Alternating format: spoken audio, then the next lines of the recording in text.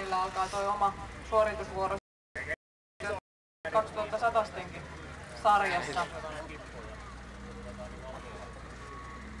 Ja onko siellä Eero myös paikalla, niin joukkoja on kasassa.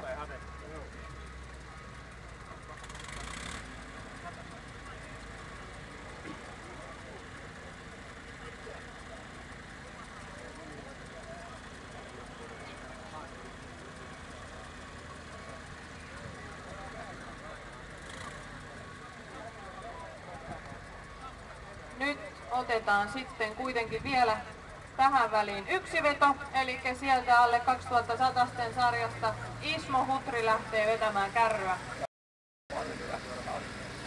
Ja hyvän näköisesti lähteekin liikkeelle sieltä tasaisen varmaa tekemistä, hyvin etenee. Ihan ei puoleen väliin taida päästä, vai vieläkö? Ja siihen jäi Manni tällä kertaa. Hieno veto Ismo. Aplodit sieltä vielä tälle vedolle. Ja oliko siellä haastekisan osallistujat valmiina?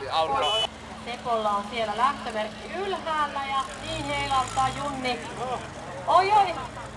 Kävikin ihan. Nyt lähtee Saijalla sitten kärrykin mukaan ja kunnon pörinä päälle ja sitten mahdollisimman pitkälle kärryä.